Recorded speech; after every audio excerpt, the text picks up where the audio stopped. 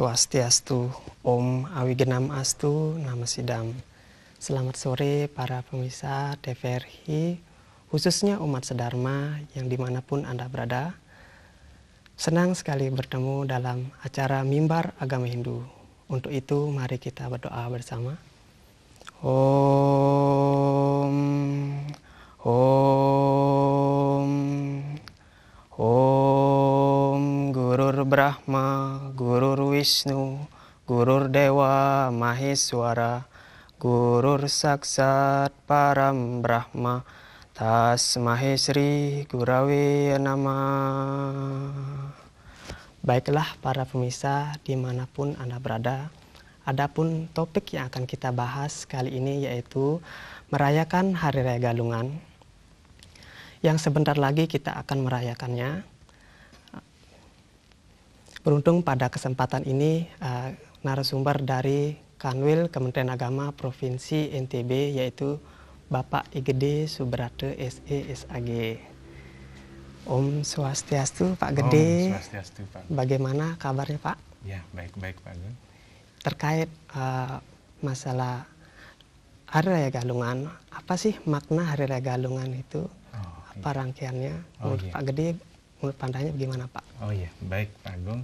Apa yang Pak Agung tanyakan itu ada baiknya karena kita mendekati hari-hari ini tentu kita akan menyambut yang namanya Hari Raya Galungan. Untuk itulah mungkin sudah tepat kiranya tema kita hari ini yaitu merayakan Hari Raya Galungan.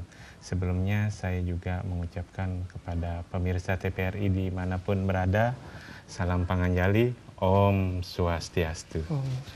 Para umat sedharma dimanapun berada, kita sebentar lagi tentunya akan merayakan kembali yang namanya Hari Raya Galungan.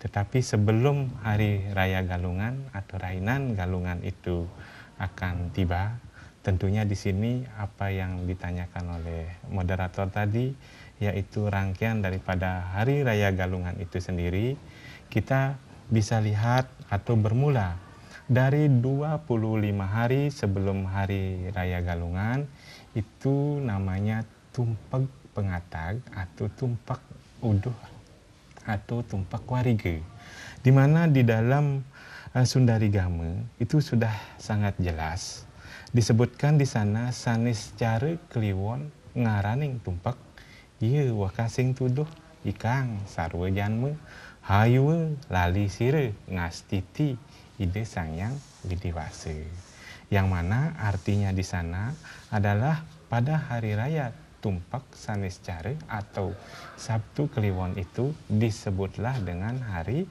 Tumpak Warige, yang mana di sana berfungsi Tuhan Ide Sangyang Widiwase, Brahman yang Maha Kuasa yang berfungsi sebagai Sangyang Sangkara.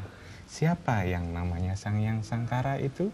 Sangyang Sangkara tiada lain tiada bukan adalah kekuatan, kekuasaan atau manifestasi Sangyang Widi yang menguasai tumbuh-tumbuhan. Nah, setelah selesai daripada upacara Tumpak Warige itu, kemudian dilanjutkan yang namanya Hari Sugian atau Hari Sugi Manek.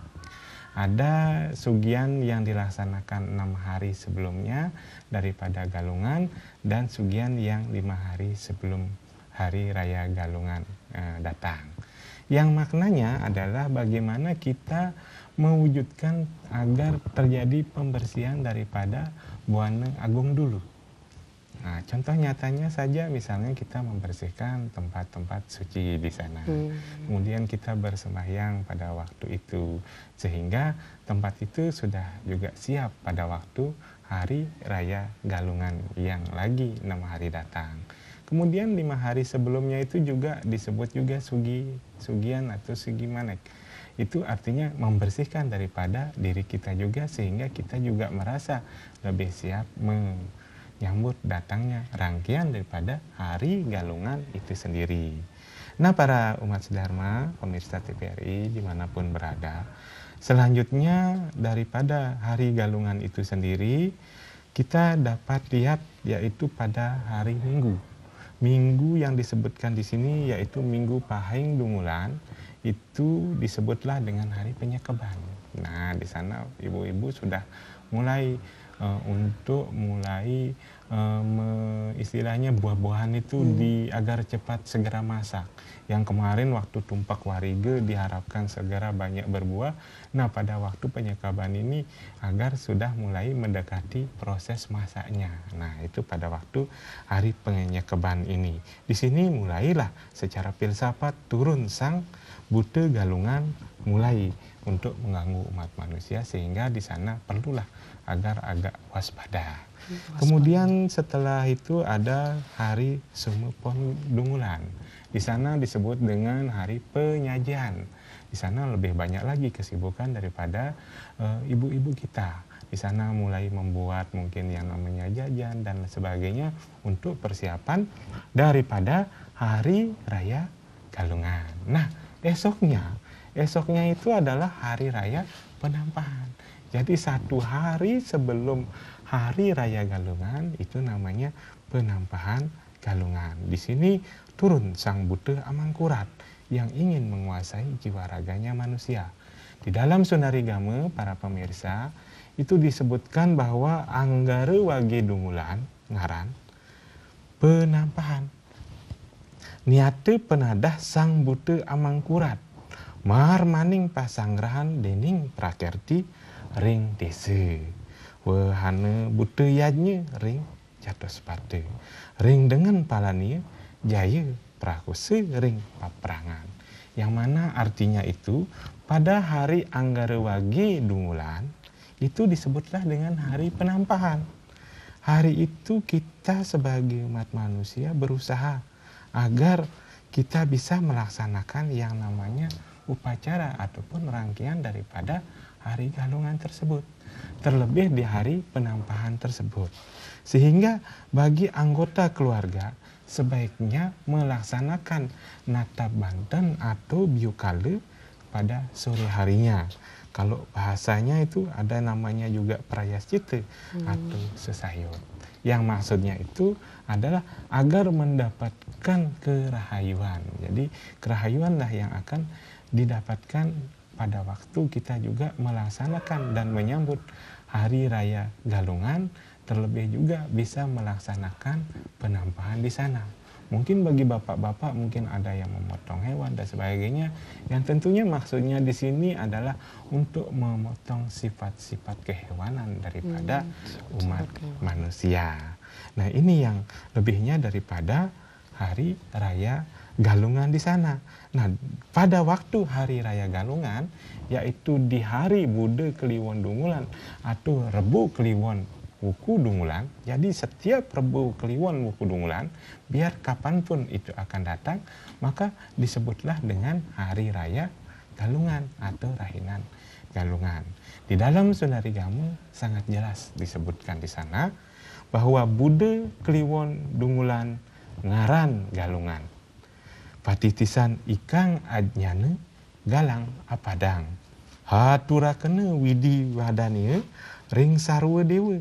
Ring sanggar pariangan, paturuan setra, pangulun desa, pangulun carik, ring wana, ring giri, ring samudera, telas tekeng prabotang uma ike kabeh. Pada bebantenan prakerti, ring sanggar, pariangan, agung maupun alit. Nah, artinya ini Pak Agung, pada waktu Buda Kliwon Dungulan itu sendiri, itu disebutlah dengan hari Galungan. Jadi Pak Agung tahun 2025 misalnya atau 50 tahun dari sekarang. Jadi setiap Rebu Kliwon Wuku Dungulan sudah pasti Galungan akan datang. Buda Kliwon atau Rebu Kliwon Dungulan disebutlah dengan Galungan, yaitu dengan memusatkan pikiran yang suci disertai dengan menghaturkan bakti persembahan kepada Tuhan Brahman Ida Sang Yang Widivasa, para dewata Batara Betari, leluhur maupun para dewata dewa dewi itu di pura, di sanggar, di pariangan, di tempat tidur, di Hulun Setre seperti tadi disebutkan, di Wana, di hutan, di giri, di gunung, dan sebagainya. Bahkan di pintu gerbang rumah, tugu penunggun karang, dan lain sebagainya, sampai di lautan atau samudera, itu lengkap kepada juga perabotan-perabotan rumah tangga. Yang semuanya itu dibuatkan suatu bentuk banten, baik itu di sanggar dan pariangan masing-masing sesuai besar kecilnya saja. Karena di Gawat Gita sudah disebutkan, walaupun dengan sekuntum bunga, seteguk air, sebiji buah, yang penting ikhlas dipersembahkan, itu sudah luar biasa. Kalau ada rezeki yang lebih, alangkah lebih baiknya juga. Toh jadi kita akan lungsur lagi. Itu sebagai prasadam, atau bahasa Lomboknya di sini itu sebagai lungsuran. Jadi seperti itu. Nah sekarang kalau kita lihat seperti tadi di dalam Sundari Kamu telah disebutkan sedemikian luas itu Pak Agung, sehingga jelas apa yang dikatakan oleh para pengelingsir kita itu Hari Raya Galungan itu disebutlah dengan Rainan Jagat. Karena dari semua yang disebutkan tadi sampai perabotan pun ikut diupacarai, sehingga disebutlah dia dengan Rainan Jagat itu sendiri. Nah besoknya setelah rangkaian Galungan itu disebutlah dengan Hari Manis Galungan itu sendiri. Mungkin itu dulu yang bisa kami paparkan Pak Agung. Untuk lebih jelasnya mungkin ada hal-hal yang bisa ditanyakan, saya kembalikan lagi kepada Bapak. Silakan. Begini Pak, di Hari Raya Galungan kan identik dengan penjor Pak. Nah, ya, ya. Kalau penjor, kalau dipasang di hari H, di hari Galungan itu, apakah boleh? Atau mungkin sebelumnya mungkin dipasang di penjor? Ya, baik.